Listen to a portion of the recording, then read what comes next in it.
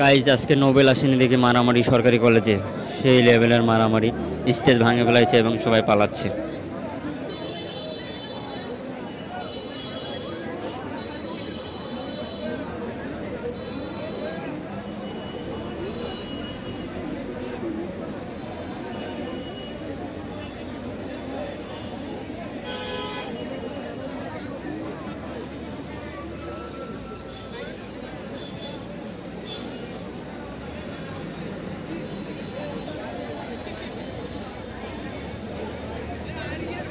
দেখুন এখনো মানুষের আনাগোনা আসতে আছে, মানুষের দল, সেই রকমটা মারামারি হইলো ভিতরে।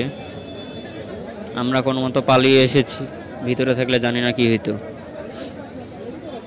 অনেকেই আহত হয়েছে, ভাঙচুর হয়েছে ভিতরে।